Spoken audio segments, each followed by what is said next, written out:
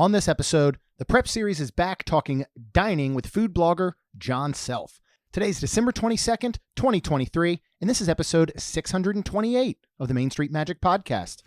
Jeremy and Rhonda are more than a little fond of Disney World, so they made this podcast to share it all with you. Reports and resorts, top 10 lists of all sorts, Main Street Magic's bringing it home for you. Hello and welcome to another episode of Main Street Magic. I am your host, Jeremy Stein, and while my lovely wife, Rhonda, will not be joining me today, in just a moment, I will be joined by the ever-so-handsome Jon Self, food blogger extraordinaire. But first, make sure you check us out on the web at mainstmagic.com, as well as follow on Facebook, Twitter, and Instagram at mainstmagic. Don't forget to head out to Facebook and search for the Main Street Magic community and ask to join. If you go ahead and hit that subscribe button, you get brand new episodes every Tuesday and Friday. If you're planning or getting ready to go on that Disney vacation, especially when it comes to dining, let Mouse Dining remove the frustration of booking Disney dining reservations by alerting you when they spot availability for your desired restaurant, date, meal, and time. Go to msmfriends.com to use this free service. Welcome back, Jon, to Main Street Magic, our most returning guest, and for good reason, because we're talking all about food today, Disney dining and beyond. So, Jon, welcome back to the show. Thank you. I was just wondering, do I get my 5-time or 6-time Saturday Night Live jacket for this? It's in the mail.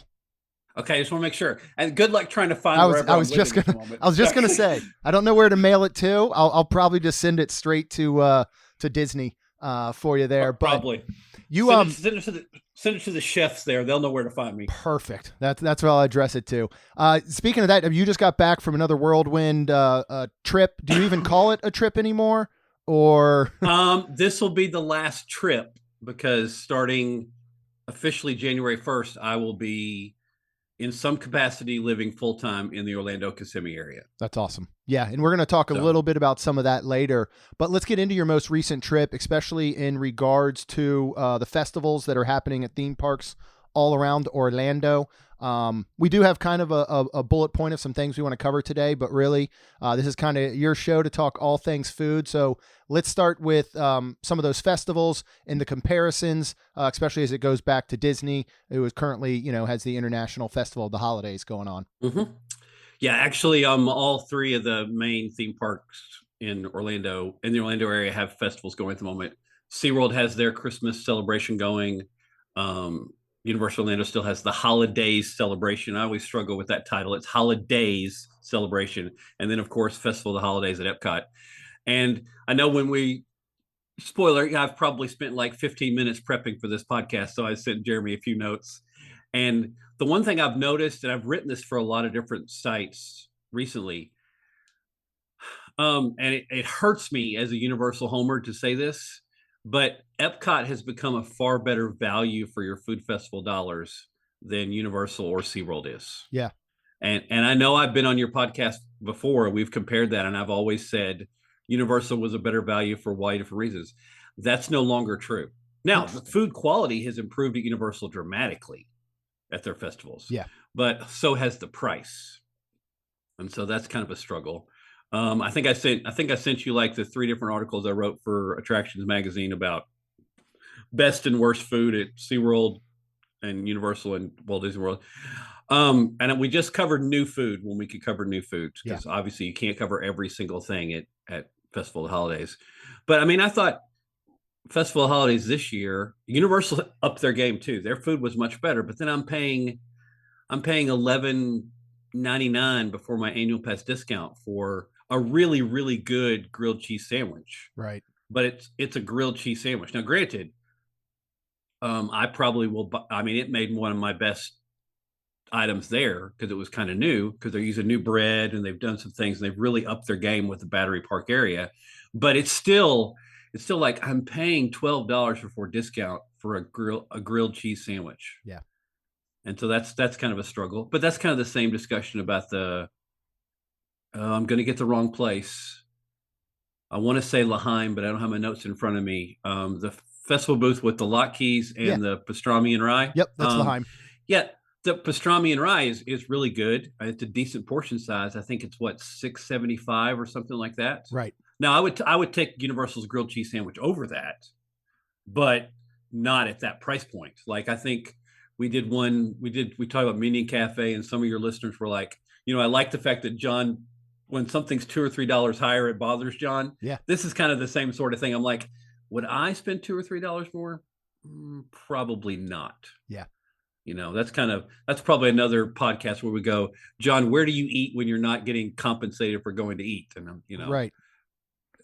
That kind of thing. It's one of those tricky kind of subjects. But SeaWorld upped their game. I thought SeaWorld, I know we don't talk about them a lot, but SeaWorld did a much better job with the holiday food this year. I know I've chatted with their chefs recently a lot because SeaWorld had,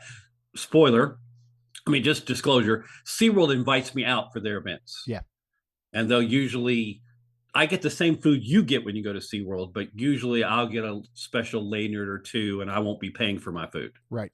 But I'm still eating the same food you're eating. Yeah. And they've really upped their games, and I've interviewed the chefs, and they're doing a really good job. And across the board, everybody's upped their game because they have discovered, hey, I have a theme park, and I'm not sure what to do. Let's have a food festival. People seem to like food festivals, and until that stops working, they're going to keep doing it. Right. Of course. Yeah. And I think too, when you talk about value per dish, as being annual pass holders to, both Universal and Disney, as well as you are, it's easy to kind of take that out of it, that cost out of it. But when I think of like the day after Thanksgiving, where we paid $370 for both of the girls to go to Epcot for a day. Yeah. That's when you really start to look at the individual value of items and food. If we had then, like, we don't love the booth in Italy ever, but those prices are usually pretty high. Even if that booth was outstanding and had some of the best food year after year, it's going to be hard pressed to pay $13, $14 for a pasta dish once you've paid $370 for your two kids to get in. Right. So I think a lot of that can come into play as well when you're talking about some of the value. Yeah, and that's really tricky. In fairness, defending the Italy booth a little bit. By the way, the Italy booth got my worst vote for. You can see that Attractive magazine. Spoiler alert. But the prices weren't as high at Italy this year. Mm-hmm. I mean, the highest thing was $10, whereas off the top of my head, it's been so long since I had the festival food at Universal, but I remember it was $12, $13 for some item. Now the food was better. Yeah. But it was $12, $13. Yep. This is kind of, I know we're drifting from our notes here, but this is the great debate about Jollywood Nights. I mean, I know you went on the first night. I know there were lots of problems. I know they've improved a lot of those, and I totally respect that. But you're paying, doing this off the top of my head, $169 for Jollywood Nights, which is not if you get the product, it's not a bad thing. Right. But then here's $15 for this cocktail. Here's $17 for this drink. Oh, here's a virtual system to get in so you can spend $27 for this, and there's $40 for this. I mean, just to give you a perspective, now I'm not working for as many of those sites as I was a month ago, but let's say I'm working for 14 different sites, all writing theme park food. Mm-hmm. None of them wanted me to go to Jollywood Nights. Yeah. Because it became cost ineffective. So if it's cost ineffective for people who are at least getting compensated for it, what's it like for other people? Oh, for sure. Real people. Yeah. Right. Yeah. No, that makes total sense. I mean, when I look back to our first night, and again, we still had a blast because we made it a blast, but we understand all of the issues with it. I mean, we were out tickets, food, drink, close to $500. And that's where, regardless of how much fun we had, you think, all right, was that really worth it? And so I'm glad that we've seen, we got some friends going tonight, actually. So I'm really excited. We're going to see them tomorrow night. I'll be excited to hear how they enjoyed it. But yeah, I do wish that there was still something, I've always enjoyed I don't remember what they call them now at Universal for like Mardi Gras. Cause it's not a lanyard. It's like a gift card, right? Food gift card. I think they literally call it a discount card. Basically, we anticipate that will be coming back this year. Great. But during Mardi Gras season, Universal, rather than the lanyard, has done we will give you a discounted gift card that's only good for food. Right. So usually the one I always get it's a $150 gift card and you pay $120 for it. Yeah. And you get your annual pass discount on top of it. Last time I calculated that, it was about 30.8% you saved if you had a Premier Pass and you bought that. That's outstanding. Yeah. So I wish I'm in the ballpark math-wise. They didn't teach me math in seminary, but I'm in there somewhere. No, I mean, even close to that's pretty good. I wish that Disney would implement something like that, but they don't have to. So why would they? The lines are long. People are going. They're, That's right. That's the crazy part. But let's talk about some other highlights from your trip outside of specifically food festivals and all of that. Some of the other places that you were sent to dine, what stood out, what was maybe not so great? I think this qualifies as both. I mean, I've been recently to eat. I've been to eat three times before I came home or came north. I even got to chat with Manish Shohan. I mean, let's quiz Jeremy on his own podcast. Do you know why it's called Eat? Because I know it's the second part of her name, her first name. That is the correct answer. Yeah. That is the correct answer. There we go. Monique Shohan. Yeah. That's where the name came from. And so she was chatting about that. She's so excited to open something that's more cost effective for the average guest coming to Walt Disney World. Yeah. Because she has some really upscale restaurants and some not, we'll call them more table service restaurants. But that's probably out of the price range because she wanted something that a family with younger kids, and I know I'm stereotyping here, but I'm using her words, could go to and not feel like they've spent a fortune. Yeah. And I think Eat does a great job with that. Yeah. I think she would agree to this also, even though some of her signature items are scaled back to be quick service here, like the cheesecake and the poutine and some of the things like that. If you're looking for true Indian cuisine, Eat's probably not where you should be going. Yeah. And that's a disappointment for some of us who are really looking forward to an Indian restaurant. But it's a great fit at Disney Springs. It's another counter service option. It can compete with some of the better counter service options there at Disney Springs. And it's got enough variety that you can get exposed to Indian food without being overwhelmed with. No one is going to find anything there that they can't, unless they have dietary issues, they can't eat. Yeah. I'm a little disappointed, but I know why. There are fewer vegan options there than I expected there to be. I mean, there's an excessive amount of vegetarian options. Yeah. But there were far fewer vegan options than I expected. Interesting. We're we're planning and I can understand, they're looking at creating something for the masses, and something that will introduce people to a certain culture of food, which I do appreciate. We're looking at, we haven't been yet, and we're staying at Disney Springs tomorrow night, but we're not going to make it over there just due to other plans. But I think we're going to take Kaylin and her boyfriend back in January when we take them to Universal on her birthday trip and go by there. And I do like the fact that we can introduce them to something that they've never really had, and they can probably find something and not be overwhelmed by it. I know you and I were chatting before about it in person about kind of the spice levels of it, that there really isn't anything truly spicy there. Like I think I wish that they would have done a spice level type thing that you can find at a lot of places, where if you want the one spice level, you get it. But if you really like it, they can kick it up a notch to a 5 or something. Is that still just, from your understanding, just all part of them not anticipating enough people are coming in who want the spicy food? So why even bother, housing it and having it on hand? Or how does some of that work in the food industry? I think a couple factors are from chatting with her and now that I know way too much about how Disney operates with their third parties, which I can't even get into right now, or I would lose great privileges and rights that I have at the moment. But let's just say Disney is the parent and the third parties are the children. Okay. And that is and we're not talking children like yours where you're training them to be adults now. No, they are still children. Yeah. Okay. they do what Disney says if they're a third party. She would probably say, those of you who live in the United States all of your life have a stereotype that Indian food is always spicy. Right. A lot of our cuisine isn't. So she would probably defend it that way. I think I think at least half the items that they sell there, you probably couldn't adjust spice level wise. Okay. And they have it's really designed to be like Indian street food. Yeah. And I mean, I remember this from, gosh, a long time ago when I'm barely older than your children. Okay. But working as a missionary and being in Southeast Asia and India and seeing this, I'm like, well, this is kind of like the street food, and the street food usually is not as stereotypically spicy as the normal cuisine. Okay.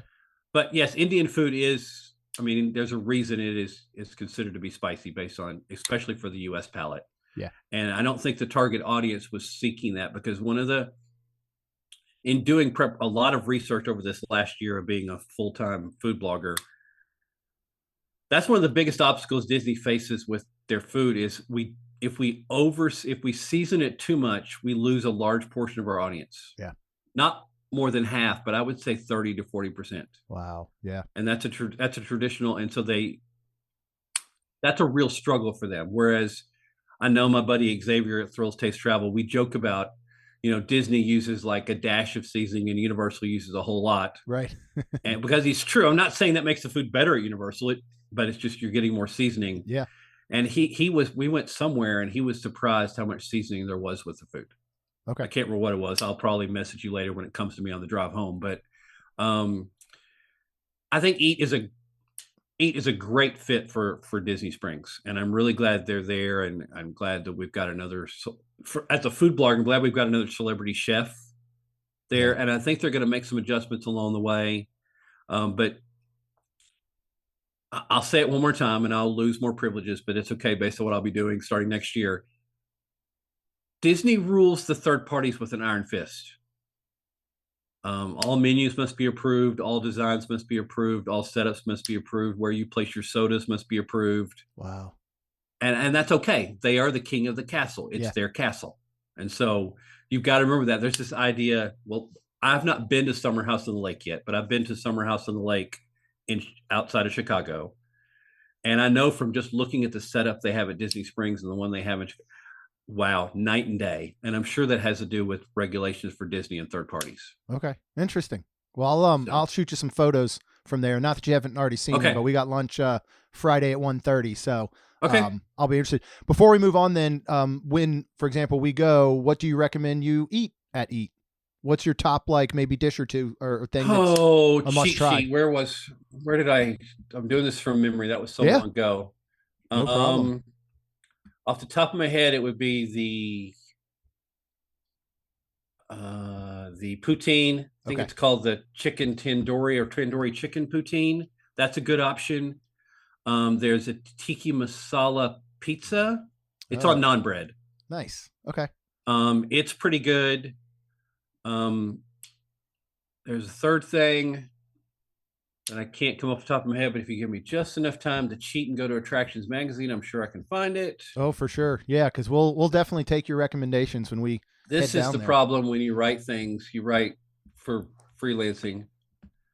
Yes, I see. I have my lovely photo of Manit on the front of this article. Let's see. Oh, the bread service. Golly. Oh, John, yeah. What a bad food blogger. It's got a whipped paneer pimento cheese, and it comes with 5 different kinds of sauces. I know I wrote that in the article, and if other people confirm it. I don't know that this replaces Sanaa bread service, but this is cheaper, and I could see 2 people or maybe 3 coming in and sharing this, at least as an appetizer, if not just a break, for $18. And you can mix the garlic. You get garlic and regular bread, or at least we did. And you could mix it with the pimento cheese, whipped pimento cheese, and with the dips. I would recommend you mix all those together. They are designed to go together. Okay. That's a common theme at Eat that I missed. The items that you are getting are designed for everything to go together. There's a puffed rice salad. I don't remember what it's called. I've had it a couple times. It's obviously pre-made with chickpeas that are really good and all these other things. You need to mix it all together before you eat it. It makes a dramatic difference. It's at least 10 times better. Oh, wow. When you do it that way. Okay, cool. At least. And I'm not even food blogger exaggerating. Right. Well, I'm very excited to try it out. All right, let's move on to some general Disney dining as people are either planning a trip, one's coming up, they're already at Disney. And let's talk some about snacks. Let's start there. What are some of the best snacks on property? I know anybody that comes is probably going to get their Mickey pretzel, their Mickey bar. They're going to, for some reason, get a churro or a turkey leg or something. But let's go outside of those normal treats that everyone thinks they need to have. Where are they better off spending their money kind of throughout Disney property on snacks? Yeah, that's the key phrase. Where are they better off spending their money? Yeah. In fairness, my buddy Xavier at Thrills Taste Travel, we tried I think I can say this to the minister, a god awful amount of snacks at Epcot and Hollywood Studios one day. It was, let's see how many snacks we can make John eat. Yeah. And I've written a couple blogs for him on Thrills Taste Travels about this. And when you kind of messaged me about top snacks, everything that I thought of ran me back to Epcot. Wow. Okay. Uh, Um, Now, if you're going to go to the Kringla Bakery, there's really nothing in there that's bad. Yeah. But the last time I went, I got the school bread. Spoiler alert, I don't like coconut and I usually don't like school bread. This was really, really good. And the portion size is decent and it's under $5. Oh, wow. Okay. If you want to go to, I always say it wrong, caramel cuche, the caramel butter bar, I think they've changed the formula. I think it's better now. And it's what, $5.29, $5.30, something like that. Yeah, we'll have to go back and get that because that's always a go-to for us, but we haven't had it in a while. We'll have to go test it out again. Yeah, and then the French bakery, La Haze, patisserie. I've made this recommendation forever. You've hit Remy for your rope drop going through the International Gateway. Your kids are hungry. Go in there and get a full-size baguette. It's $4 or a half one for $3. Your child, I'm not saying it's the best meal ever, but at least it's not bad for them. Yeah. And you just fed your child for $4 and they will, if they complain they don't have food and they've eaten all that, you got other issues. Okay. If your child can consume that much, that's a different issue. I want to give Xavier credit because he turned me on to the quiche Lorraine. There's also a quiche Florentine that's also at La Haze. I mean, it's under $8. It's filling, it's creamy. It's a little inconsistent in the quality because they're pre-made and then they finish the baking for you right before they give it to you. But all in all, it's a real meal. I mean, it's take a normal pot pie that you might imagine we all buy at the grocery store. It's a little bit bigger and the quality is much higher. Okay. Do you know if mobile ordering is available there? I don't think it is. Okay. Because I mean, it's one of the reasons it keeps us away from there, unfortunately, is because it's always so crazy. It's so busy. Yeah. Yes, I agree. Yeah. Well, that's why I tend to do the that's why I do the Remy recommendation. Yeah.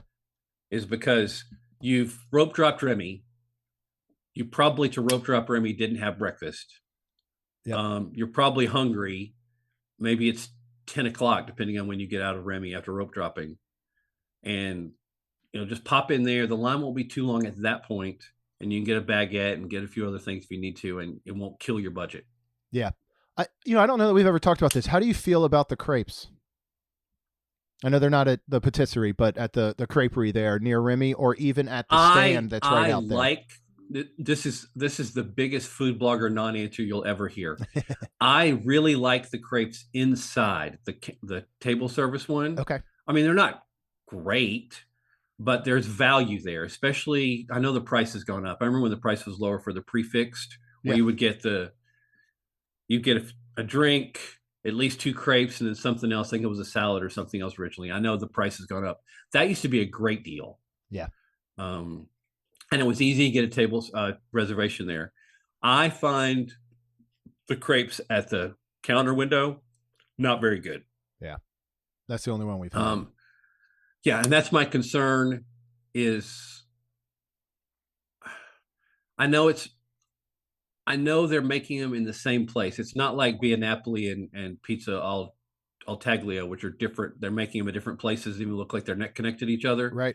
I know they're making them the same place, but they seem to just not taste the same. And that could just be the spoiled food blogger gets to sit down and relax, which is way better than trying to find a place to sit in France. Good luck with that, by the way. Yeah. So I admit that some of that is atmosphere and things like that. Yeah. All right, let's move on to quick service and some of your most recommended quick service restaurants, whether they're parks, resorts. Where do you see not only for quality, but value as well as people are kind of planning out their days at Disney? Yeah, when you sent me this took me approximately half a second to type this up. Yeah. And it was always the standard 3. There are 3 that are head and shoulders above everything. And I would have typed the same 3, honestly. Right. That's probably would be my top 3. The only debate is what order you put them in. Mm-hmm. And so I'm going to work in my current 3 to 1. Okay. Third would be the Polite Pig. Yeah. Polite Pig, I realize it's not the style of barbecue that some people like. However, it is quality barbecue. and it's designed so that if you like a certain spice or certain things, there are sauces for you to add to the meat. Because as I type every time I do a barbecue review, people who are experts at barbecue say if you need sauce for the product, they're not making it correctly. Yeah. Now, don't mistake me. I grew up in I lived in Texas for quite a while. I've lived in Arkansas. We believe in brisket with sweet barbecue sauce. Yeah. And there's no such thing as too much sweet barbecue sauce. I get that. And that's what I do when I go to Polite Pig. But the quality is far higher than other places. Circling back, I was kind of hoping that the quality at Eat would be able to compete with Polite Pig. It doesn't, but the price point is low enough at Eat to make it a conversation about value. Gotcha. Okay. But I would still pick Polite Pig any day of the week. Yeah.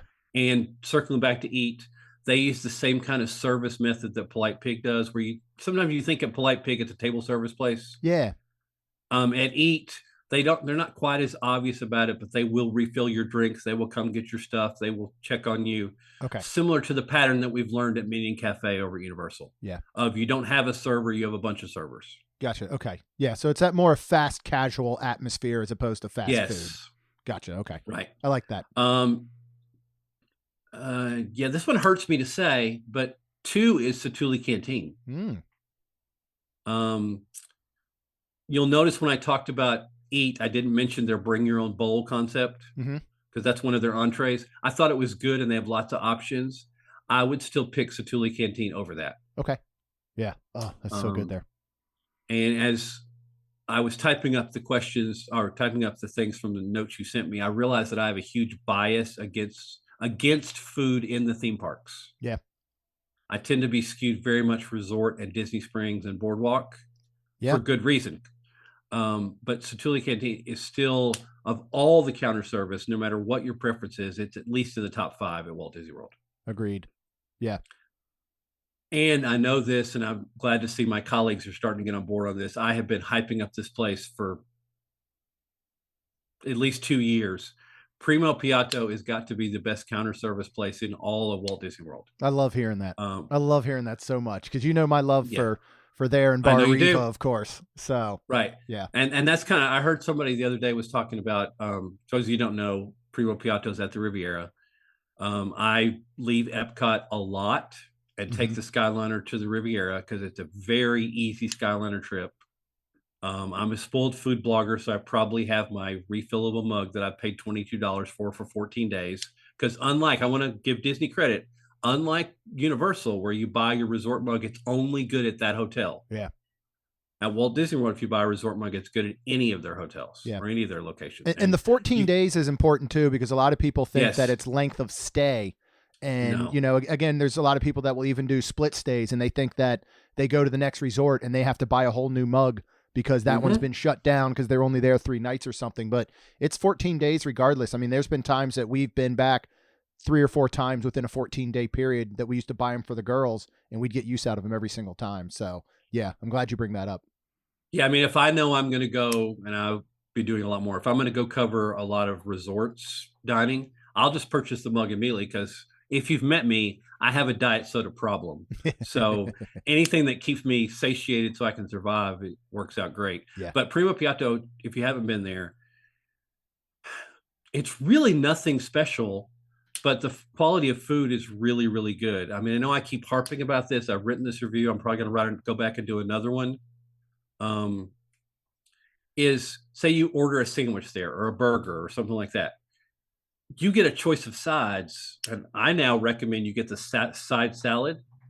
The side salad I got with the croque monsieur a couple months ago was the largest side salad I've seen on Walt Disney World property, and the quality was good. If I were buying that in the parks, that side salad would have been about $7. Oh, wow, okay. Yeah. Still too high, but that's what it would have cost. My meal total was like $12.50.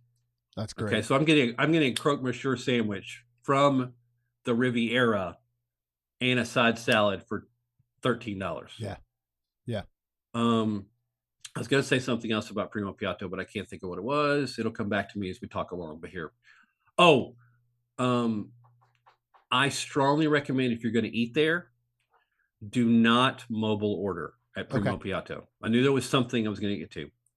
I've tested it out comparing because I was trying to do a review of the best burgers on property, and Primo Piatto is kind of on the edge. But if you mobile order, your side is always much smaller than if you dine in person. Interesting. Okay. I got the salad, and my salad was much smaller based on the boxes that they use. And I noticed people who got other stuff was much smaller. If you can't tell, I'm getting over a cold, and even the doctor said, you may have had a slight case of pneumonia. And so that's really exciting to hear. Oh no. So I'm coming off of antibiotics, but I know while I wasn't feeling well working at Walt Disney World, I got the soup of the day at Primo Piatto. It was really good. I'm not sure it was good for me, but it was really good. Okay. And so they've got lots of options there that you can work with. Yeah, I love it there. So you would recommend for anybody that is in Epcot looking for quick service or Hollywood Studios, even just leave, take a break, and head over to Primo Piatto? I would always recommend that. Now, I would less likely to recommend that unless you were going from Hollywood Studios eventually to Epcot. Yeah. I know you do that a lot. Yep. I am spoiled. I am spoiled now as a person who's basically lives around it. I don't like making so many stops along the Skyliner and transitioning so many times. Sure. But if I'm at Epcot, I am That's more a than happy no-brainer. to sneak out and go to Primo Piatto. I do it all the time. I get made fun of. I think the last week and a half I was there, I was at the Riviera 7 times. Wow.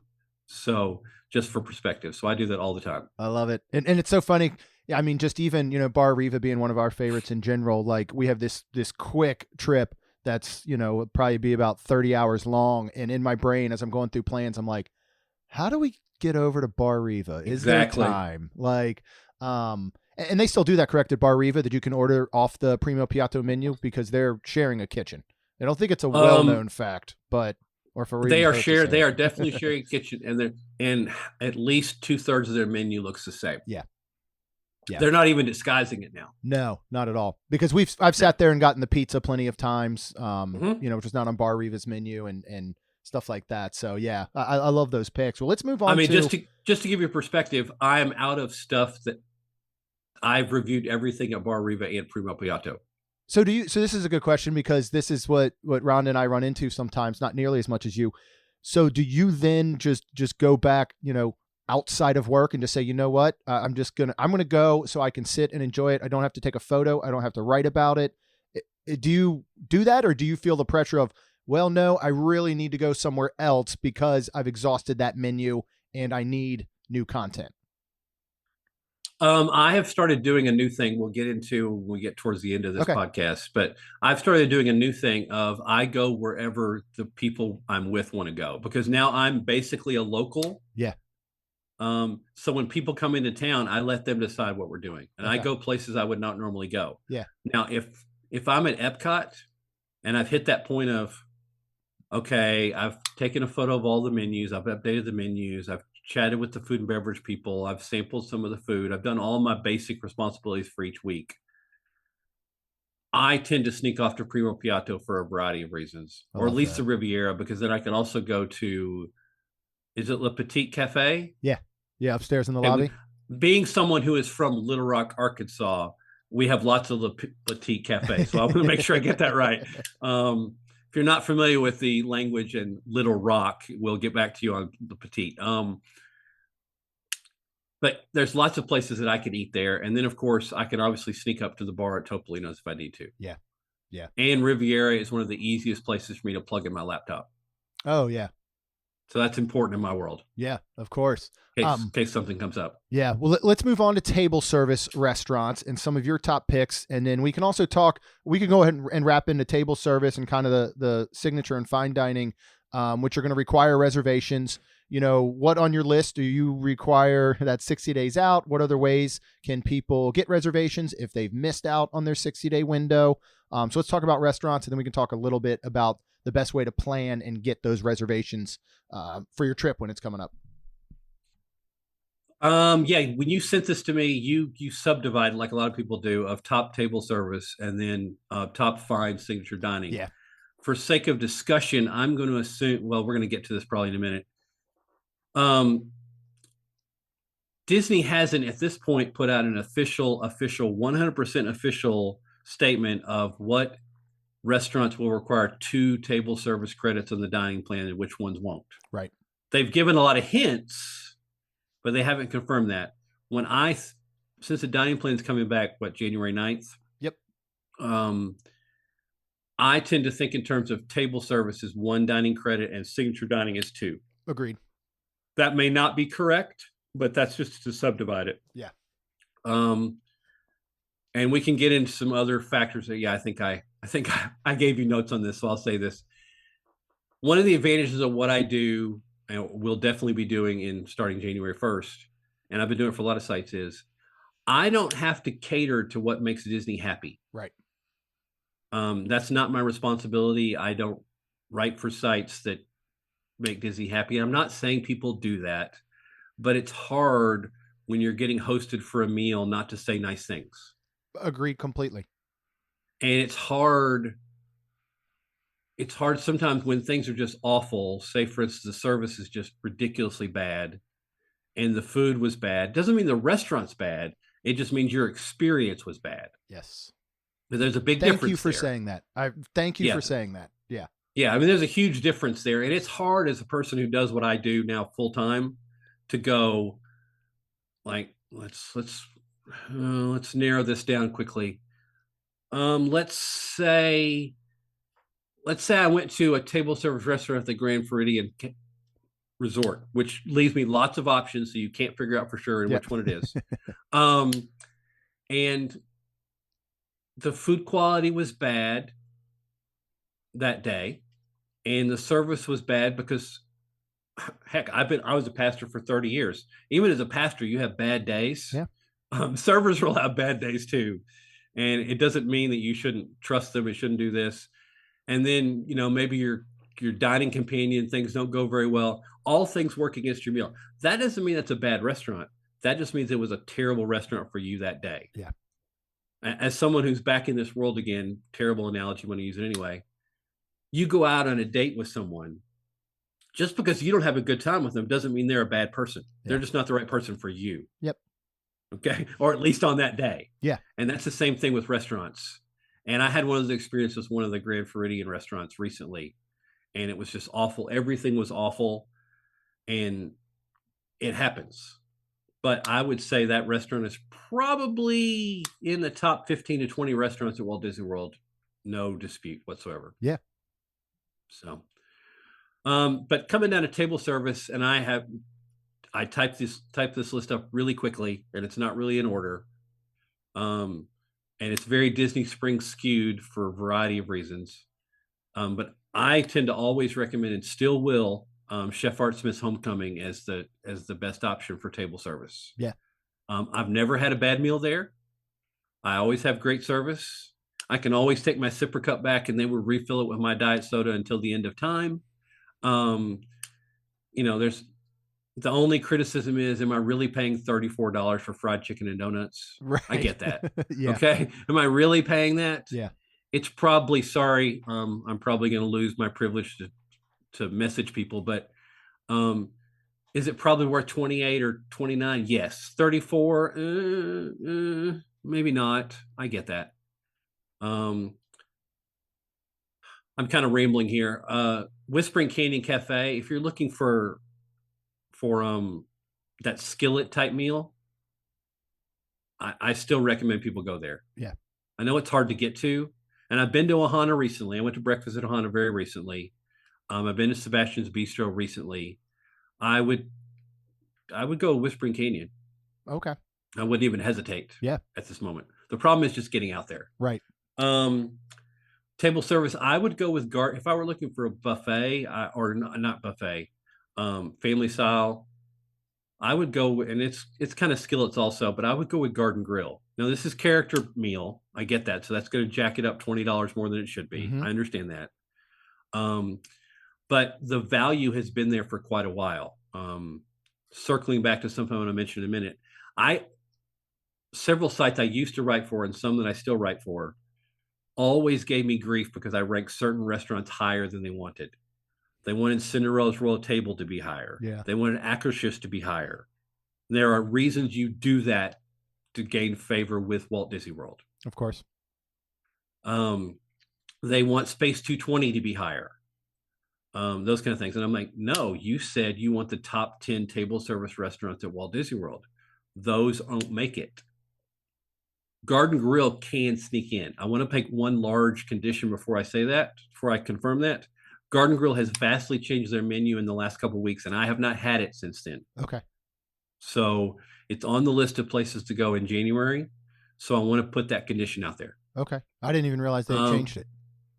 It was very subtle, and because it didn't come up in the standard scraping methods that some of my colleagues use, I won't name names for obvious reasons, but let's say you go to those sites that tell you here are the menu changes at Walt Disney World this week or this month.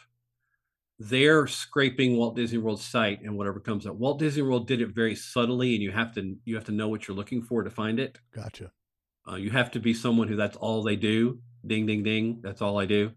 And so I noticed it immediately, and I think it's a significant change. So I'm a little concerned about that. Before I move on to the other ones, Jeremy, you got any thoughts about those three restaurants? No, I mean, yeah, we've enjoyed all of them within the past year. I mean, I've come around completely to Homecoming. Homecoming to me, I know you have, and it was one of those to me that I had negative thoughts about it before ever trying it, simply based on everybody acting like it was the greatest restaurant in the history of the world. Yes. And, it took maybe till my second time for me to really admit that, all right, all these reviews are right. This place is legit. It is really, really good. You just reminded me, after we get off of this, I got to go grab my squeeze bottle because we will be at Disney Springs tomorrow night. I'll go by, I'll get my moonshine or my little lemonade and strawberry mix, which is such a great value down there.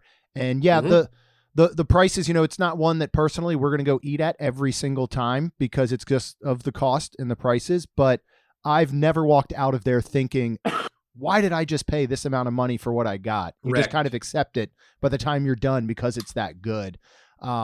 We've not done regular menu at Whispering Canyon. We did the Christmas Day menu last year on Christmas Day, but we're very pleasantly surprised at the quality of it, the taste.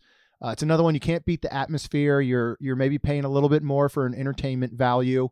It is difficult to get over to, but I do think it's well worth it, not only to dine there, but of course, Wilderness Lodge in general. If you're at Magic Kingdom or the Monorail area and you boat over there, that walk up past the pool and the geyser and into the lobby, I mean, there's just really nothing else like it on property. So I think that's well worth it. And then we did Garden Grill last year for lunch. And again, I was actually really surprised. It was another one that people had always said was so good. And I looked at the menu and just thought, well, it's some meat and some veggies. Like, how could it really be that great? And it lived up to the hype, and the character interactions there are some of the best that we've seen. I think when we went, this was not long after, they made the big announcement that hugs are back and you could hug characters again. And this was our first dining experience doing that. And it was so, so good. And it's another one. The atmosphere's really something, you're not getting anywhere else. I mean, you're overlooking living with the land at some point during your meal. So that and Whispering Canyon and Homecoming were all three ones that I was actually a lot more impressed with than I thought I would be leading up to it based on what everybody else was saying about it. Right. I do admit that, and I hear this in lots and lots of different podcasts, and I hear you and Rhonda do this occasionally. And at some point, I'll be on the podcast with Rhonda because I'm never on the podcast I know. with Rhonda. But that's a different conversation. That's one we're going to do on property somewhere because, even when you just think about when we met up with you at Epcot there in China and we sat around the table for a little bit and chatted before we thought, hey, let's go try and hunt down Neil Patrick Harris at La Cava. It was one of those that was like, man, this is one that would be great to just turn some mics on and let's just talk as, three friends that love food and love Disney. So we'll make that happen soon.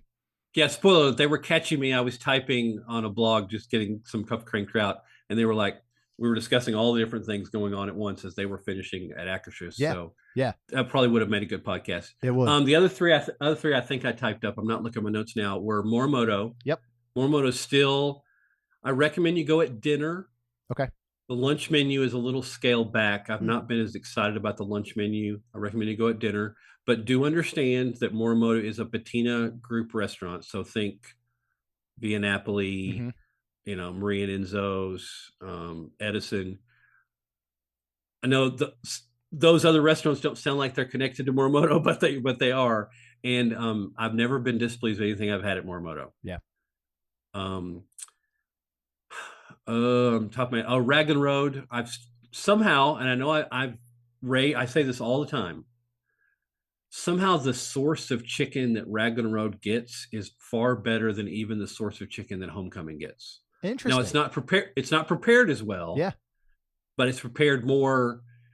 Just the chicken itself quality is much higher. I've noticed that.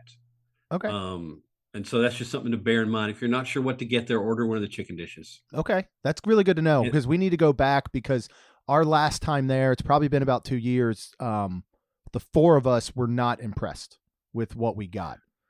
The tricky part at Rag and Road, and I know I wrote a lot of blogs about Rag and Road when I was writing for Mouse Dining, was they changed that menu so often that it's hard to know. That's why I tend to recommend get the chicken dish. I think they have a brand. You'll see it on the menu. I don't know off the top of my head. Brand of chicken that the sourcing they use. The chicken quality is very, very good. Okay. We'll try so that's always my go-to. Just order the chicken dish and be happy from there. Okay. And then I think I typed up the words, the boathouse or paddlefish debate. You did. I prefer paddlefish. Do you? Okay. Yeah. And I think the statute of limitations is out on this now. I think I can say this. The lobster roll is far better at paddlefish than it is at boathouse. Oh, I got to go get that then. Far better. Wow. And paddlefish has a lunch menu. So if you want to go during lunch, there's a lower price point. I know Boathouse has a lunch menu, but it's not a significant change from their dinner menu. Right. I mean, I love Boathouse. Boathouse's brunch is, this is a stretch. It's in the conversation for best brunch on property. Okay. I'm not sure it is, but it's definitely in the conversation. I'd agree with that. Best weekend brunch. Yeah. Yeah. So that's kind of my thought. Okay.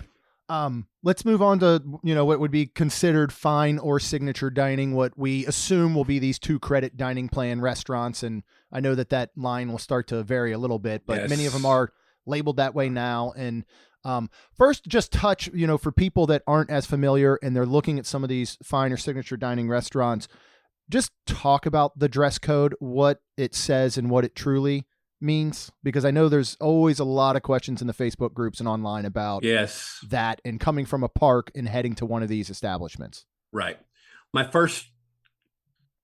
Okay, we need to eliminate one restaurant first. We're not talking Victoria and Albert. Right. Okay. Yeah. Okay. Victoria and Albert, there's a strict dress code and it needs to be followed, and there's no negotiations, and check your thing. But if you're spending the $250 to $500 to eat at Victoria and Albert's, which might be worth it. Yeah. Might be. You probably are going to show up with the right clothes, because that is your day event. Right. I usually tell people this: if you're going to these non-signature places, what you wore in the theme park is probably fine. I know the code says something about no swimsuits, no cover-ups. I think it makes some reference about tank tops, depending on which restaurant you're going to. However, that tank top thing usually applies to men, not to women, because men and women look different, just so you know, in case you've forgotten that somehow. But basically, let's say I go to Citricos. This is me as the food blogger. I wear a collared shirt. Of course, I own about 50 million collared shirts, having been a tennis pro forever. And then I might wear shorts, or I might wear a pair of warm-up pants. It's really not that big a deal. Yeah. At those places. Just don't. It's one of those, you need to not look like you just came from the pool. Right. If you just came from the theme park, that's fine. Yeah. But if you look like you just came from the pool, that's going to be a problem. Yep. And even at places like Topolino's or places like that, I've never seen anybody turned away for clothing attire, but no one is silly enough to show up in their swimsuit and their cover up. Right. Yeah. Yeah. So, but on the website, of course, it would lead people to believe differently. So that's where it is good to touch on that point. I was asked to remove my hat at Citricos before. That does happen sometimes at Citrico's. That's Yes. correct. Yep. So yeah, but again, just something to note. I agree with you. If I've had a break from a park and we're going back to a resort and then we're going out and our evening is kind of planned around a meal at one of these places, we're gonna dress a little nicer than park clothes. But yeah, there's plenty of times, I mean, I even think of last time we dined at Citrico's was on our way to Mickey's Not So Scary Halloween party last year. And we were wearing, Halloween shirts and shorts and stuff. And yeah, there's no issue there. So I do just want people to know that. And ladies, I don't want to be sexist here. This is an example where it's easier to be a man. All I said was I threw a collared shirt on and everything was wonderful. Right. I know it may be trickier for you, but they tend to be, this sounds misogynistic, I'm sorry. They tend to be looser about the dress code with women than they are with men at these places. Yeah. I know that. Well, why should they be that? Well, we're trying to be respectful of the ladies, and it just seems awkward. But obviously, if you're wearing something that you would have gotten away with at the pool, probably don't wear it to California Grill. Yeah, agree completely. Right. Yeah. So, all right. So, what are some of your top recommendations for fine or signature dining outside of Victoria and Albert's? outside of Victoria and Albert's, I would not recommend that for most people because of the price point. Yes. These are the three. They are currently the hill I die on if just signature dining. Yachtsman Steakhouse, which I get a lot of grief from sites of, why did you include Yachtsman Steakhouse? Because it's nice. It can make a nice date night. The steak quality is good. And that's really what this comes down to is I'm still paying too much, but I can get a better quality steak at Yachtsman's, or at least an equal quality steak for less money than I can at Le Cellier or Shula's, or over any of the Grand Floridian options or California Grill if they didn't have the silly prefix menu. And I'm not going to feel like I'm picking on Le Cellier. I like Le Cellier, but I'm not going to feel like I'm having a conversation with two other tables when I'm at Yachtsman. That's like a good I point. can feel like that. For those of us who kind of have dog hearing and inadvertently hear every conversation around us, because it's gotten worse as a food blogger because I eavesdrop for a moment what they said about the food, and then sometimes I'll be like, "Hey, I heard you say this. Can you tell me about that?" And then I'll confess to being a food blogger. I'm like, this is why I'm asking. I love it because my opinion is one thing, but I'll probably get reimbursed, or this is a business expense for me. I can find a way to at least have some of this come back into my pocket. You paid good money for that food. This is your vacation dollar. What did you think? Yeah. And so I do a lot of that asking. So if you're ever dining with me, expect that. I mean, Jeremy even got it about Regal Eagle. I was like, now, what do you think about that burger? I think you talked about that in one podcast. Yes, we did. It's all right. It's not great. It's all right. But I just want to, as a food blogger, it's not about what I think.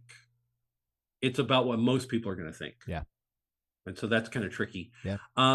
I think for them, if value is important, Yachtsman is your best steak value at Walt Disney World property. It is not the best steak. None of their steaks are the best steak on property. Yep. I would agree. But it's the value overall. Yeah. And the service, I've never had a bad experience. Now I've been there 3 or 4 times, so I haven't been there 100. Right. It's not like Homecoming where I've been there 3 million times. But I've never had bad service at Yachtsman. And it's easy to get to from Epcot or Hollywood Studios. Yep. Wow, what did I put next? I'm not looking at my list. Narcoossee's? Yes. Thank you. I was like, yes. What's up? I'm glad to see that one on there. That one's on there because though they keep changing, they keep adjusting the menu and they keep refurbing and opening and closing and all these kind of things, it still offers some unique items that you can't find elsewhere on property. Yeah. And the things that aren't as unique, they're doing better than the other places on property. I mean, I don't think they're not doing some things as well as Flying Fish, but they're not doing this sounds horrible. They're not doing as scary of things as Flying Fish either. Yeah, that's true. Flying Fish, I appreciate ventures out there, but if you go to Narcoossee's, yeah, I know you're paying a lot. It's signature dining. You knew that. If you didn't know that, I'm sorry. Welcome to Walt Disney World. But there's nothing. Even the pickiest eater is going to find something that's worth having. Yeah. So I love that pick. It's become Right, one of and our then- favorites over the past, since reopening, I should say. Right. And no surprise about this one. I've even been there in the last 2 weeks. Topolino's Terrace. Yeah. I went back. This fits the category. Now I get to be hypocritical. An offer was extended to me. This rarely happens, by Walt Disney World cast members of, "Hey, John, we know you're in town. There's a 2-top available at Topolino's. Do you want it?" And I was like, hold on. It's Thursday before Saturday. You don't even know where I'm going to be Saturday, and you're extending this offer to me? We could discuss that off air, all the irony of that. I think you have enough information to know how ironic that was. Yeah. But suspiciously, that worked out, and I went that night and didn't take. Well, I took a photo of the napkin to mock you where I was. Yeah. And then obviously at Topolino's for dinner. Then you get to go out on the balcony and watch the fireworks from Epcot, which I watched it when it was still Epcot Forever. So I Mhm. guess it was more than 2 weeks ago now. But since it's changed, we think you're going to even get a better view with Luminous, Yeah, because you of should. the nature of the fireworks. Yep. So it should be better. Definitely. But I had heard the food quality had dropped at Topolino's. My experience was not. Now, granted, we went with the classics. We went with the ricotta appetizer Mhm. and the classic sole meuniere, Mhm. which they are now. I know they were cutting it in half before, but now if you share it with someone, they give you 2 individual pieces. Oh, okay. So our waiter said they've been doing that for a couple months. I'm trying to get a chef to confirm that for me. But I've always ordered the whole thing and just split it with someone. Yeah. It's definitely enough. If you're buying an appetizer, it's definitely enough food for 2 people. Yeah. Yeah. I mean, I've eaten it all by myself before, but that's not fair. I also had 6 donuts at Everglades in the same day, so that's not really a fair comparison. But yeah, Topolino's is still the standard. And a general rule, if you're confused and don't have time to check a site or don't, the newer a restaurant is at Walt Disney World or Universal Orlando, there's a direct relationship to the quality of food. Yeah. Or the most recently, it's been refurbed. There's a correlation to quality of food. That's a general rule that goes for counter service and table service. Yeah. I love that as a pick. Obviously, anybody who's ever listened to probably one of our episodes, we've probably mentioned Topolino's. So I don't think that comes as a surprise that would make my list as well. Let's move on a little bit about any tips for other dining in general, as far as it comes to securing reservations. If you're somebody that has allergies or dietary needs, what are just maybe some general tips that you have for people that are planning their vacation, especially as it comes to food? It could even come down to budgeting or saving money, just things that'll help people out. Yeah, a couple things off the top of my head is, don't be afraid, if you've done your research, to split an entree. Mhm. I do it all the time. And we rarely leave places hungry. Yeah. When we do that. Now, granted, you can do that some places and it's a mistake, but do your research and check on the portion size. I mean, I picked on the classic sole meuniere, which seems like it's really expensive for $54, but when you split it between 2 people, and you're like, I'm eating at Topolino's for $27 for an entree. Yeah. Okay, this is a pretty good deal. I'm thinking of some other place. It was a Disney. You can do that at Homecoming easily. If you order the country fried steak or whatever they're calling it, I recommend. I remember one time I was eating with Emily and then Dustin of Mouse Dining at Homecoming, and that was one of the things I hadn't had at Homecoming yet. I couldn't finish it. Okay, just for perspective, those of you who are unaware, sites bring me in because I apparently have decided that my body is designed to eat as much food as humanly possible. And so I'm just trying to stay under 200 pounds these days. Don't be afraid to order kids meals. Don't be afraid. It's harder to mobile order kids meals, so be careful about that at Walt Disney World and Universal. It's trickier to do that. Obviously, and I do it. I've done it for, I'm going to Epcot on January 1st. I use Mouse Dining. I hear they're a sponsor, by the way. Yes. I use Mouse Dining all the time. I'm currently using the free version of Mouse Dining and acquired Space 220 Lounge. Helping somebody else out, I got Chef Mickey's for them. All those in case you're unaware, those are in the top 5 or 6 hardest reservations to get at Walt Disney World. Yeah. And so those kind of things. I mean, I got a Via Napoli reservation easily about 30 days out. And so those are the kind of things to watch for. Allergy wise, especially, I want to give Walt Disney World credit, especially when it comes to gluten-free. Mm-hmm. They have made it so easy to, at least on their menus or their chefs with the gluten-free, that I know it costs more. If you have any concern about your allergies whatsoever, book a table service dining reservation. Yeah. And they will knock that out, and you will have the best gluten-free meal you've had in your life if you book a table service restaurant. If you order the gluten-free version from a counter service, with all due respect, God bless you, you get what you get. I'm sorry. Because those I'm not one of those people, but I eat gluten-free a lot because I'm a food blogger. If you remember what bread really tastes like, and then you order a gluten-free item from counter service, even though Walt Disney World's bun on their burger is good. I know I get asked by third-party chefs all the time, do you know where they get that from? And I don't, by the way, in case you're wondering. But they admit that Disney's gluten-free burger bun is good.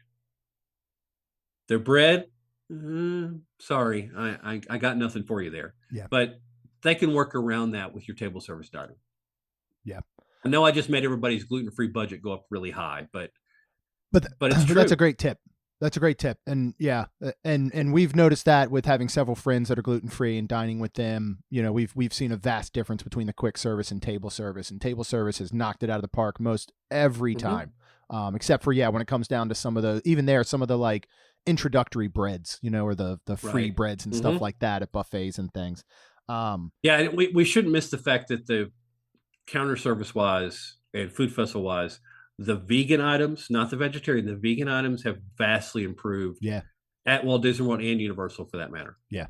I mean, I'm more than happy as someone who could choose to eat whatever they want to dine 3 or 4 days in a row and eat vegan. Mm-hmm. Yeah. I mean, that's what I've done in the past. Not feel bad about it at all. Yep. So if you're trying to have a vegan diet, it takes a little bit more planning, but if you're dining vegan, you already know that. Every time you go out to eat, it's a major, major process. Yeah. Let's talk a little bit, and we did an entire breakdown in episode when the Disney Dining Plan was announced coming back, but talk a little bit about Disney Dining Plan, as well as when you're pre-planning maybe a budget for pricing and you're looking at menus. I know you kind of touched a little bit earlier on the menus and whether they're up to date on Disney's site or not, but talk a little bit about Dining Plan and menus and pricing. Okay, first we'll circle back to this. Disney's menus are rarely up to date. Yeah. And I'm being nice. That's me being as pastoral as I can possibly be. Those of you unaware, my Twitter handle is Pastor Jon Self. Yes, I have 2 master's degrees from seminary and may have been a minister for 30 years. Okay, so that's as pastoral as I can be about this. Having said that, the struggle with, remember, the dining plan wouldn't be sold unless Disney was making money on it. Yeah. Okay. And I'm not trying to compare it to, but this is the thing. When I used to play tennis tournaments in Las Vegas all the time, they were like, there's a reason these hotels are so large. Okay. Because they're making lots of money off gambling. Yeah. It's just part of the deal. Having said that, my biggest concern for the dining plan for most people is, if you get the full dining plan with the 1 table service credit, that means you're going to, unless you burn 2 on one day, which I would recommend you do, you're going to sit down for a meal every single time, every day, because these are not just for the day, pick or choose. If you're staying for 7 days on a property, you have to have the dining plan for 7 days. Yeah.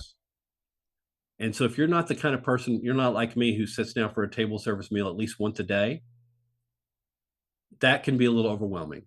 And then what if somebody gets sick? And so I have some great concerns about that. But then the quick service plan, I'm not sure is a great value overall. We're still crunching the numbers on that. We expect anything that's under $8 to be a snack. So that might be a good thing, but you're getting fewer snacks and you're only getting 1 snack instead of 2 like you used to. Yeah. So we got to factor that in. I know there's going to be a lot of writing done by my colleagues in the next couple of weeks about evaluating the Disney dining plan. I think it's going to take about 2 or 3 months before it shakes out whether it's a good deal or not. Yeah, that makes sense. And I'm probably not going to recommend it one way or the other, even as someone who needs to recommend it one way or the other, at least until April. Yeah. Because it's just going to be hard to know. Yeah. And my last thought about this was always true.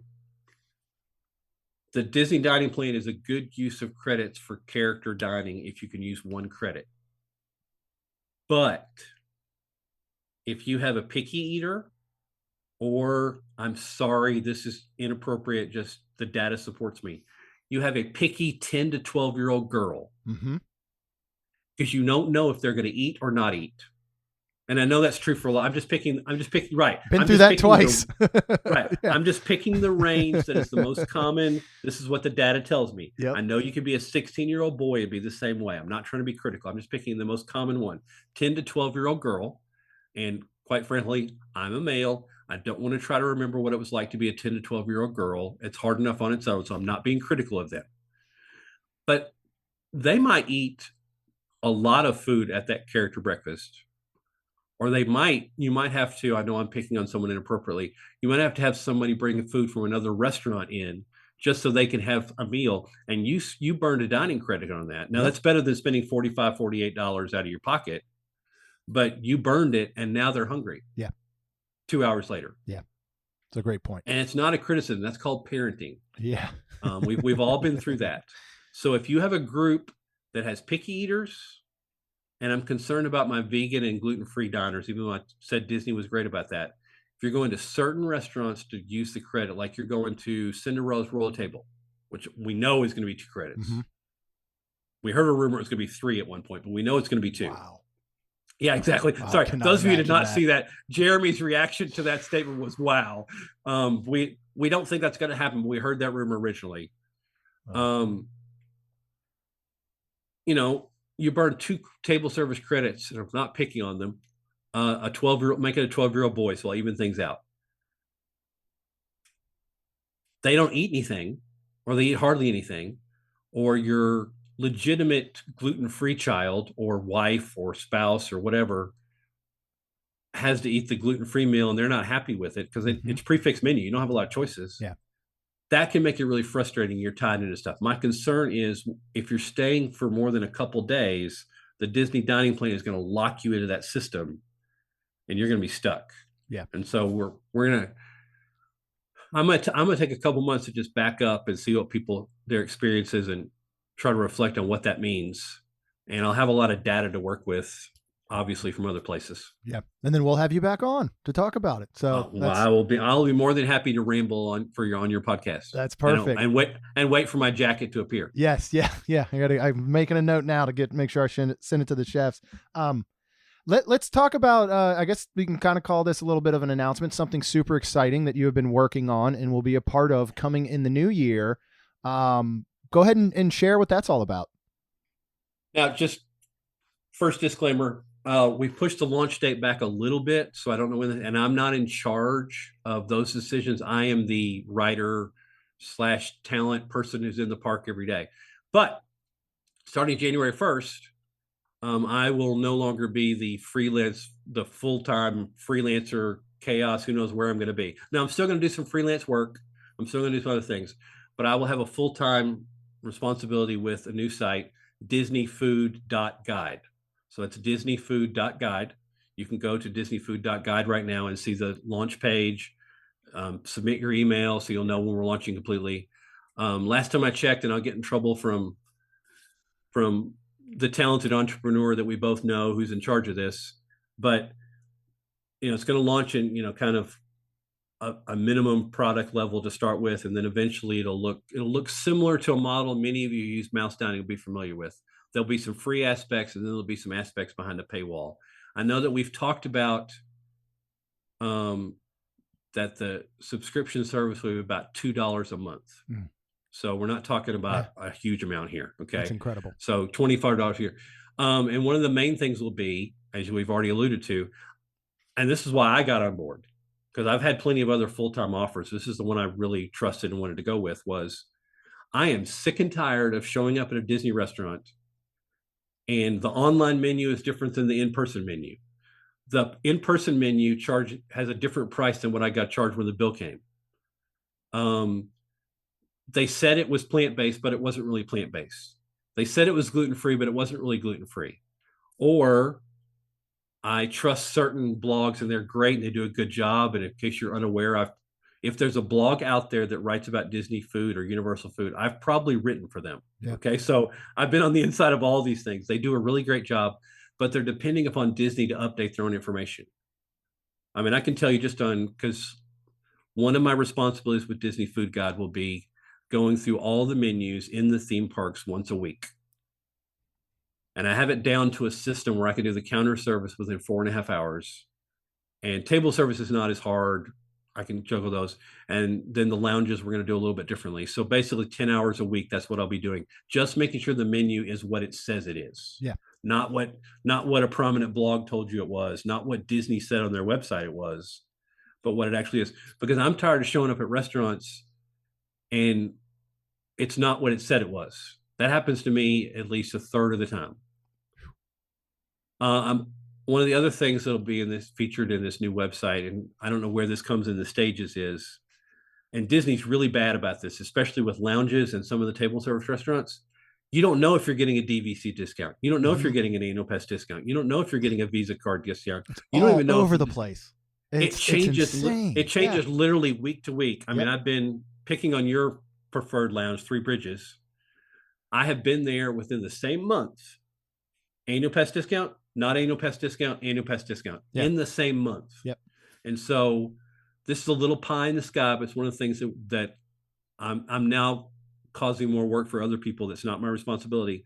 Wouldn't it be nice to have an app or a website you could go to and just click with your subscription and it would tell you what your discounts were, even if Disney didn't tell you? Mm-hmm. Like, oh, Disney didn't tell you it's really 20% for your annual pass this week, not 10%. Or, hey, before you've made a dining reservation here, there's no discount this month, right? Those kind of things. Now, granted, we're getting a little ahead of ourselves. We're not to that yet because we're taking this very slowly because the theme park media websites, it's not a good time to start a theme park media website. I mean, I'll just give you a confession. For a lot of different reasons, I'm currently only writing for about 4 or 5 sites. Either I have asked to no longer write for certain sites, or I've been told that your services are no longer needed because the revenue for sites is way, way, way down over the last year. I would say many places they're generating, some of the sites I was working for and one I still do work for, they're generating about 1/4 the revenue this year they were last year. Wow. Just for perspective. Yeah, that's crazy. So we're trying to create a model that's sustainable and keep things stable. And basically, one of the other features will be, once things are fully launched, is say Jeremy goes to Citricos and he orders, an entree there. You can immediately just type into the website or the app, depending on what you're using. Here's a picture of what you took. Here's what you liked. Here's what you recommended. You get to do that. And you're part of an entire community. That's where we do that all together. And then one of my main responsibilities will be, hey, I see like 7 really good reviews of this restaurant. I was there last month and it was terrible. Maybe we need to go back and double check, or vice versa. And so my main responsibility will be collecting the data and then trying to say, what does this mean for you? A bunch of people said that Topolino's wasn't the new menu items, because they have changed their menu. The new menu items aren't as good. So what should you do? Mm-hmm. What should you do for your gluten-free 9-year-old? Those kind of things. So this sounds critical is not meant to be. This site will not be, here's what the latest cupcake is. It's cute. Here's a picture. Go visit. It'll be, hey, I'm spending the same money you are. And just so you have an idea, at least at this point, all the food that I'll be purchasing comes out of my pocket. Now, I get the IRS will give me money back eventually. I get that. But I'm spending the same money you're spending to decide whether this food is a good idea or not. Yeah. And so we can get together in community, and it's just, this sounds horrible, so I'm going to change the subject slightly. Cast members and team members do a really good job, but sometimes they lie to you. Like, for instance, let's pick on Universal for a second. I could make it Buzz Lightyear or Magic Kingdom. I'm going to pick on Universal. You show up at Universal Studios Florida and Rip Ride Rocket, a terrible attraction, but Rip Ride Rocket is not open, which often happens. It doesn't open when the park opens normally. Now the team members know exactly when it's going to open, but the answer is we don't know when it's going to open because that's the standard answer they can always give.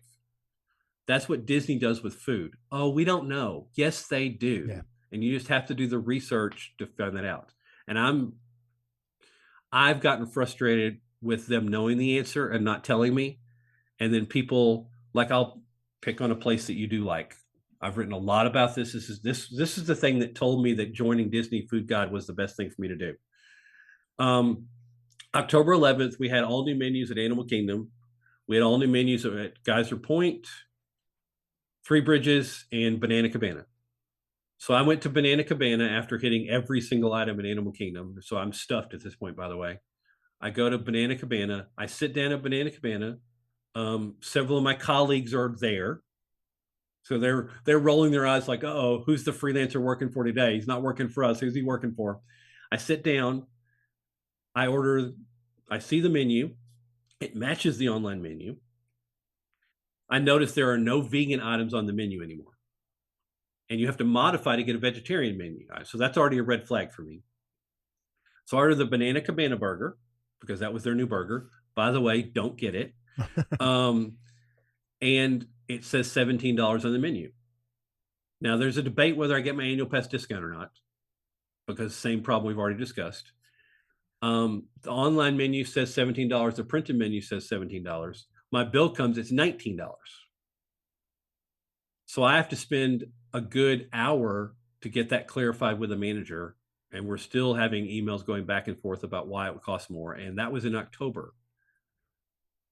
I'm ordering this about 3:00 in the afternoon. We go back and check the register because one of the servers was helpful because she was frustrated not having any vegan items. 11 other people ordered that burger before me, and they paid the higher price. Oh. All of them. And so it took somebody who had enough clout to say, I've got an expense account. I have a place to write. Get your crap together, okay? Yeah. For that to be changed. This happens all the time. Now, sometimes, as I've noticed, the price is lower than it is on the menu. That does happen at Walt Disney World, but they are very bad with their IT department and their printing department with what the prices are. One of the main things of Disney Food Guide is going to be, it's going to kill me, but I'm going to do it every week. Every week, we're going to go through every single menu on property and try to know what it really is, not what they say it is, which is going to take a lot of work. But spoiler alert, you won't have to do that work. I will. Feel bad for me. When you see me, buy me a cookie. It'll be fine. But somebody needs to be doing this because I see this all the time. I would say at least 30% of the menu prices at Walt Disney World are not accurate.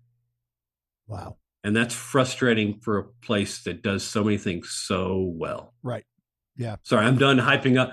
And granted, I'm having to talk in vague generalities because literally as we're talking, I'm getting messages from developers about, okay, we fixed that problem, John, because I'm like the bug finder. Yeah. So we fixed that problem, and I'm trying to get the website to look exactly the way I want. Yeah. And I don't know if you're aware, I'm kind of a perfectionist. Yes.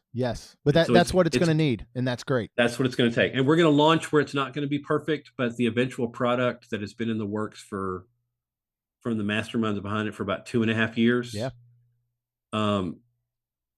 I think it's going to make dining at Disney so much easier. Yeah, it really is. Yeah. Well, one, congratulations, because I know you've been working your butt off to get to a point like this.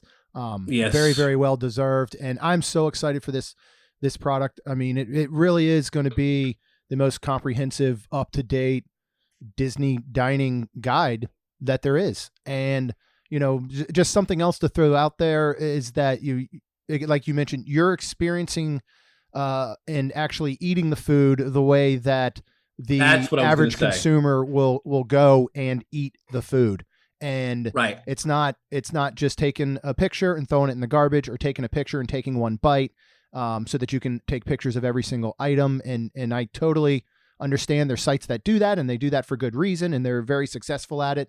But when it actually comes down to a comprehensive guide of the most up-to-date menus, the most up-to-date prices, reviews from the community, and then what the food actually tastes like to somebody that does this for a living, that's what Disney Food Guide's going to be. So I think it's going to be absolutely incredible. I'm so excited. Yeah, I do want to make that one point. I try not to harp on this because I write for many of those sites, and I think I put it in the notes of, we skipped when I went to IAPA because that was my first year covering IAPA. I covered for Attractions Magazine, and I had the reverse experience of what I've experienced working for a lot of different sites. They do a great job. They're really good at it, and major news agencies do the same thing. The person I was sending bad photos back to our editor to write about all the different vehicles. So you can make fun of my photos at Attractions Magazine. I'm okay with that. I take photos of food, not of ride vehicles, of coasters, but that's what I was doing that day. I would say 95% of the blogs that you read and reviews that you read, and they're really good. They do a great job. The writers are excellent. The person writing it is not the person or persons who ate the food. Yeah. And that rarely happens. And I've been the person who's sitting in their ivory tower in Illinois or Arkansas or wherever, and they send the information to me. Now, granted, sites that do that tend to send me food stuff, and I message back to the reporter and go, is this really what it tasted like? Are you sure? Can you check about this? But most time, to be first, and that sounds negative, but it's true. If you're an ad-based revenue source for your website, every second your article doesn't get out is money you're losing. Yeah. So if that's your target audience, which will not be our target audience for Disney Food Guide, by the way,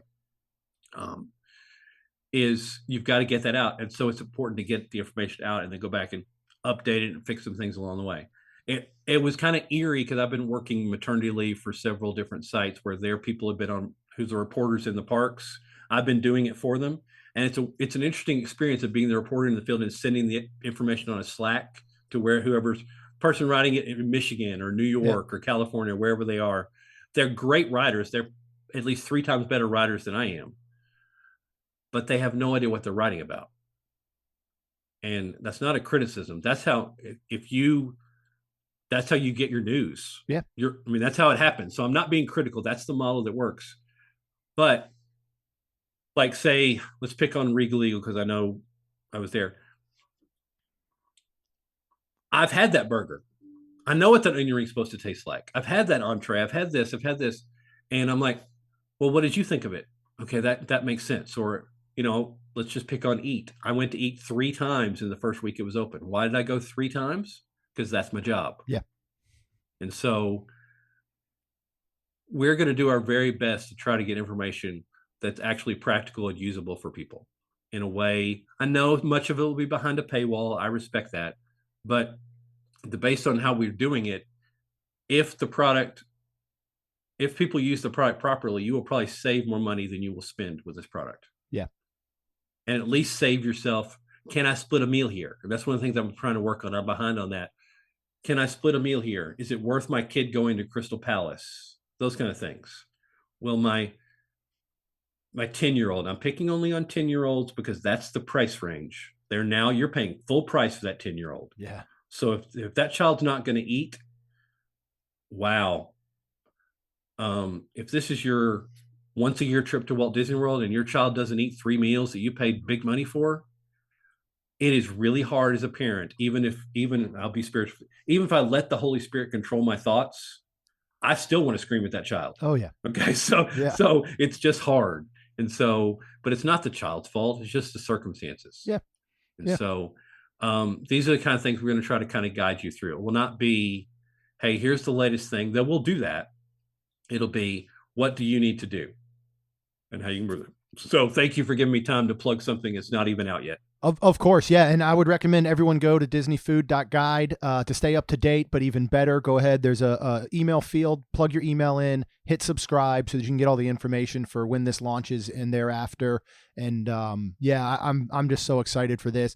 Anything else that you want to end or wrap up as far as this conversation goes?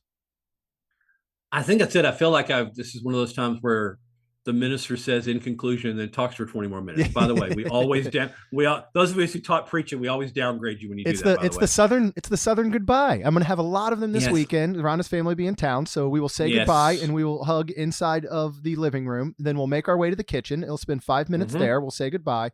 We'll make our way to the driveway. 5 minutes there. They'll get in the car. We'll have another 5 minutes, and then they're off. So I know how it goes. Yes, that's how it goes. But yeah, I appreciate the time, and I always appreciate filling in. I know that everyone loves Rhonda, and they should love Rhonda more than me, but I'm happy to come on the show whenever you need me to. And we're very thankful. It has been Rhonda's at her busiest time of the year. We've got travel, we've got family coming in, and knowing that we can always count on you honestly keeps the show going. Otherwise, there would not be episodes sometimes if we didn't have wonderful folks like John to fill in for Rhonda when we just can't get our schedules to work. Which is insane to think because we live together, but that's how it goes. And spoiler alert, he always seems to need me when I'm traveling. Yeah, right. I don't think we've done a podcast where I'm actually in a place where I live. No, not yet. Or Orlando.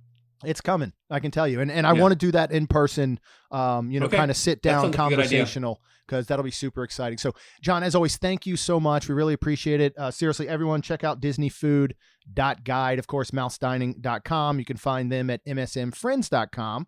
If you go right there, they're right at the top because they're one of our incredible sponsors. So, John, I will be talking to you very soon, I know, either like this in person or over text. So appreciate it, and safe travels, my friend. We'll see you in the parks very soon.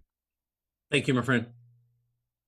Absolutely love having John on, and thankful he can fill in for Rhonda on short notice. But don't worry, Rhonda will be back next episode as we review our trip staying at Drury Inn at Disney Springs. And we are also going to dine at Summer House on the Lake, the all-new restaurant at Disney Springs, for lunch on Friday. So make sure you hit that subscribe button. Get these brand new episodes every Tuesday and Friday. That will also include our wrap-up of 2023, the things that we loved the most, maybe some of the things we didn't, and our look ahead to 2024 and what we're most excited for.